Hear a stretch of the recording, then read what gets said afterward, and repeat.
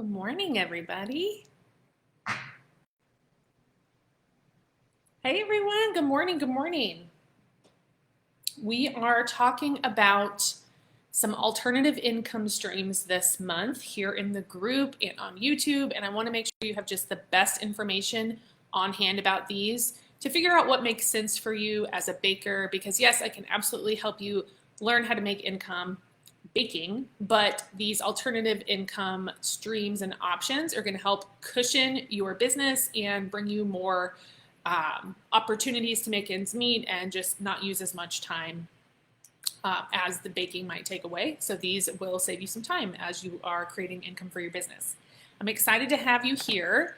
If you are live, go ahead and throw up your hashtag live. If you're on replay, go ahead and throw up the hashtag replay. Then I know that you've seen the content. You can also comment anytime during the video and I will either get back to you, you can email me, we can continue a conversation if you have questions about what we're talking about.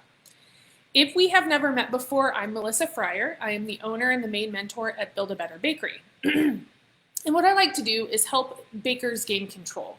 A lot of times, even myself and a lot of my baking friends were kind of all over the place, spending a ton of time in the kitchen, maybe alone. There can be some issues when it comes to feeling like you're in control of what you're doing. So I love to help people feel more in control of their business and of their baking, and to also hold on to the joy that sometimes can be lost in the shuffle of everything, especially because baking is so labor intensive. I want to make sure that you're still loving what you're doing. And then on top of that, making a sustainable income so you can continue to bake for your community without worrying about the money that's covering the time that you're spending on what you're doing, the materials, the business, all of that. We need to make sure it's covered and you're feeling good about what's going on. As a professional baker in both the commercial and home spaces myself for the last almost 20 years now, I'm here for you. So I have a lot of information to share, and today we're just going to talk about a tiny little topic that you may be interested in with the retail sales and the space rentals. And this is going to be both for the home baker and the storefront. I want to talk to you, both of you, about the options that you have in this category and how you can use them. And for the whole month of June, we're going to be talking about other income streams. So this is just what we're doing today. Every Thursday at 9 a.m. Mountain Time, I'm right here in the group where the live happens, and then I usually add this to the YouTube pretty soon after. So if you're on either of those platforms, you're going to get this information right away. And the reason I'm talking about this is because I'd love to fill you in on how you can continue baking, because I know it's what you love to do, but as you incorporate these other income streams, you're going to be able to get closer to your community and boost your revenue with less time. So it's just going to help everyone feel a little more comfortable with the income that's coming in. If you would like to stay in the know about these lives, there's a couple ways to do this. You can check the events in the Facebook group. I usually post at the beginning of the month what we're talking about each Thursday that I'm here, and they're all up for June, so you can go in and check them out. You can send a friend request to me on Facebook. That will get you an invite when I make those events. You can hang out with the all on the email list. That's where I send replays out at a later date, so you don't get them right away, but you will continue to get emails from me about new workshops, new lives, any kind of session or resource or anything that we have for you. We send it over email, so that's a good place to be too. And then again, subscribing on YouTube, where almost all of the replays go for these public sessions, and it's just like a good video resource kind of library for you. So it's good to be on there as well. As I mentioned, I do go live at 9 a.m. Mountain Time right here in the Bakery Business School group at the moment. And I just want to make sure you're getting something new and fresh every week to feel like, you're getting some mentorship, even if you never join the Elite Mentorship Program, or you never have a private call with me, or you never come to a workshop. I still want to make sure that you feel like you're getting something, because bakers have to take care of other bakers. Okay, we're going to hop right in with the space rental. Let me just make sure. Okay, weird. There we go. Okay. Finally, the live showed up on my end. So if you have a comment or you want to throw anything in there, go ahead and throw it in the comments now. I'll be able to see it. Now, space rental is, it can be different for both a home baker and a commercial or a storefront owner. So I want to break those up. If you're a home baker, this is going to involve you renting space, usually from another storefront, to sell your items or post a menu or advertise, etc. You're kind of just renting part of their space. Similar to a market, but normally with a space rental, what's nice about it is you don't necessarily have to be there all the time or be present to make the sales. So the business that you're renting from is likely going to take care of the sales on your end. That might include having to pay certain, processing fees, things like that as they're using their systems. But they're, hiring and holding employees and space to sell your products for you, which is really nice. And then usually they just cut you a check or something, every week or every month or whenever they do payouts. It is a great revenue stream because not only are you getting that recognition of being in that storefront for the community to come in and see that, it's also just going to raise your sales because you have another outlet where people, you can't be everywhere at once. So just putting yourself in a couple different places is going to give you more exposure. And if it's this type of situation where you don't have to be there, like with a market, you have to be there the whole time or hire someone to be there because you don't have to pay for anyone to be there and you don't have to be there, you can sell a lot more things in the background without having to put in that time. So that's a really beneficial thing for us bakers who spend a lot of time working. If your local cottage law does not permit this kind of sale, that's kind of common, honestly, when it comes to selling, baked products or edible products in other storefronts.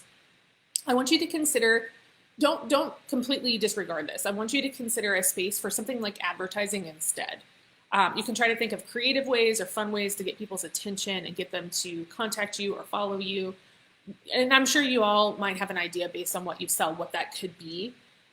Just an example, let's say you're a cake maker, you can make some fake cakes, and you can put something out for them to look at, a website they can go to get a free sample code or something like that. So just give them an interaction in the space, even if you can't actually sell anything. And that's just advertising, right? So that's just an advertising cost that you would obtain as a business. We want to remember to catch eyes and hearts. So anything you can do to help people feel a certain way or get excited, that's going to help you use your space effectively. We want to start conversations and always make sure to give them a way to contact or follow you easily. A lot of people will say business cards for that, which I think is fine, but that's another cost on you. So if you just put out some QR codes where they can follow you or send them to your email list so they can get on your email list and then you can just send them emails, that's going to cut down on the cost, especially if you are already renting a space. So try to make it cost effective as well if you can. Now, if you're a storefront, you may want to do this differently. So you already have your storefront. I mean, you could rent from other places as well. But what I want you to do with this is consider that your possibility is to take on the role of the space rental manager. So you're kind of flipping spots here. And then now you have the opportunity to rent out part of your business or your wall or counter or whatever it is to other businesses. This could be artists. That's a really popular one. This could be different product sales, jewelry, boutique items, stickers, flowers, things like that. There's a ton. Every bakery is different, so there's a ton of opportunity for how you might want to use this. You want to find people who need spaces to sell their wares or want to advertise to your clients, and then you're going to work with them to create a contract and sell in your storefront. We already have a partnership contract in the shop, which is a really popular thing that people purchase and download to use right away. And you could use this with all of your applicants and all of your space rentals, because we don't want you to miss anything when you're working together. We want to make sure everyone understands what's required of them. When do they drop things off? How do you pay them? What's the percentages? Things like that. We just want to lay everything out in a contract.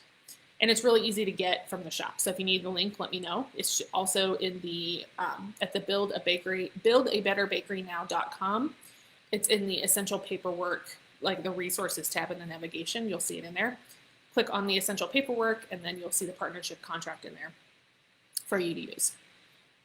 It's definitely, having other businesses in your storefront might feel a little weird, thinking about that. But I want you to realize it's likely not going to be a direct competitor. So it's not like I'm asking you to invite other bakers to come in and put things in your shop. Not necessarily. Sometimes that could work. But I'm talking about people who are they want to share your audience, but they're not necessarily selling the same type of thing. And it's a great way to achieve a more eclectic and community-based look in your shop without really doing a ton of work. you're just letting them have the space, and then they're doing what they need to do to make it attractive. So as long as you're working with people who kind of have the same vibe and who are agreeing to certain terms to make sure it's nice, I think it's going to work out really well. And it also just further promotes a healthy economy in your area. It just shows that everyone's kind of working together and they want their customers to have the best experience. All right, let's move on to retail sales. If you're a home baker or a storefront and currently only sell baked items, you may want to consider adding a line of retail items to your offer.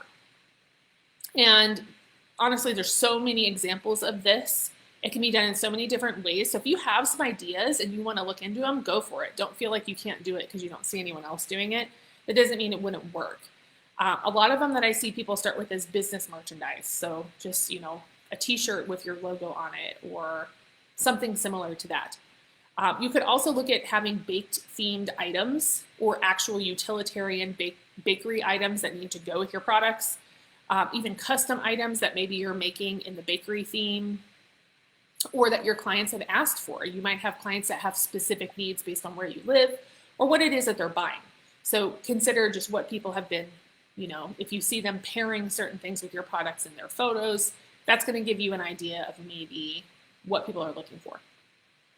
So we just want to think a little bit about the types of items that you could carry easily for your clients that they would add to their order, either to make it more a simplified process for them, easier to get to things they want, faster, have a more impactful gift, that kind of thing. This could be candles, that's a good one. To-go containers if you're sending something out that's got a lot of servings. Maybe serving utensils for a cake or brownies or something that they're going to need something to cut it with. Or I have seen also a plates, napkins, and forks kit. So how many kits do you want? I'll send that many of each thing so they don't have to go to the store and get that. Sometimes I see aprons. Sometimes I see gift bags, cards, things that people might want to just order along with it. So again, they don't have to make a second trip. You could do cute pot holders, a bakery themed item. You could do even something like bakery scented candles, right? Just something cute that someone might want to add to the purchase, especially if it's a gift. You could even sell serving platters, either plastic or a different material to help people when they're setting up for parties. The list can go on and on. Those are just the ones that I've seen that are the most popular and things that I have asked for when I'm purchasing, do you guys have this kind of thing? Just to make it easier. Now, 3 things to consider when it comes to retail, just if you've never done this before, just to keep your mind key to these, is that you want to price profitably, even if it feels weird, because I know you're not making the product. And so even for me, when I'm selling a retail item, I feel weird, like adding more to the cost than what I paid for it. But we have to remember that we're taking the time sourcing it. We're taking the risk of buying it and storing it. You might be doing something specific to it that goes along with the theme, whatever it is. So we need to remember to price it profitably so that the income stream of the retail is worth your time. And you'll start to notice, even if it was a little more difficult to figure out, how much time is it going to take me with this? You'll start to notice, I spend an hour on the internet trying to source the right kind of, silverware. And then I had to repackage the napkins into these kits, and that took me an hour. And I had to buy the bags for the kits. There's all kinds of stuff worked into it. So think of it more as a project price than just reselling something to them. You're putting something together and you're making it accessible to them. And that is where you can build the profit. Also, you want to make sure you have room to store all the retail product. If you're a running bakery or a home baker, it's likely you don't have a ton of storage. So you want to make sure there's enough room to hold everything, especially if it's something like napkins. We want to make sure they're clean and all of that. So, for me, I would have to really look at that and figure out where could I store all this kind of stuff. And then lastly, I do want you to double check your tax laws, specifically with this, because a lot of times baked products are not, they do not fall under sales tax in the US very often. So this is a completely different type of product. It's a retail sale. And depending on your state, there could be different percentages you have to sell, etc., before you start doing the sales tax. But I just want to make sure that you've looked at it and you might want to consider the different manner in which you need to report this or keep track of it.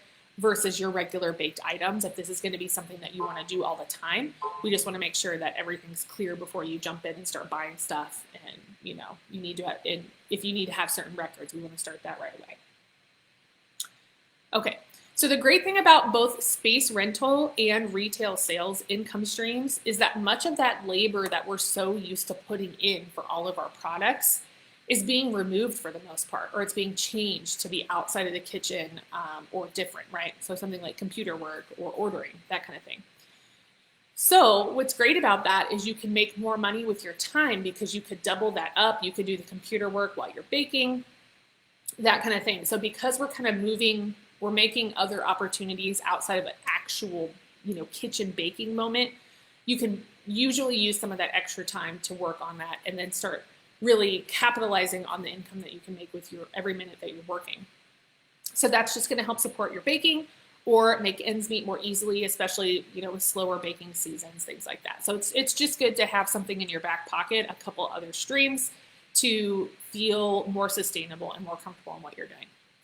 Now to recap, adding more income streams to your baking business is the key to creating a financial cushion. We hopefully will everyone have a financial cushion soon, if not now, and a sustainable business for the long term. So we're putting things in place that's going to continue to make revenue for you rather than just one-time market or one order. We want to put something in that's going to be more long-term.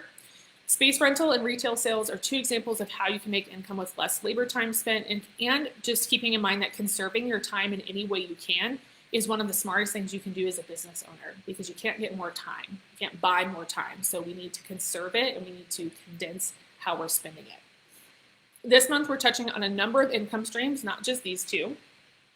So make sure to tune in and meet me live to discuss every Thursday this month at 9 a.m. Mountain Time right here in the group. Or you can catch the replay that day.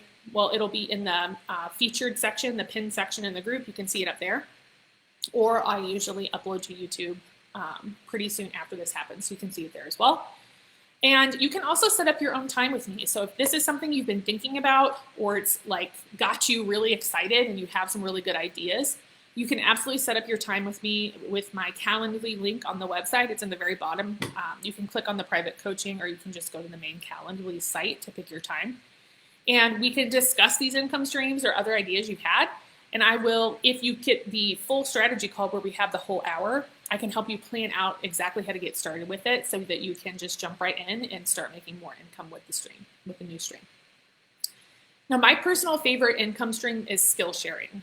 I know that's not going to be for everybody, but if you're the type of person that likes to be around people and talk about baking and you're okay, helping someone learn how to ice a cookie or, a stack of cake or something like that, skill sharing when it comes to baking could definitely be up your alley.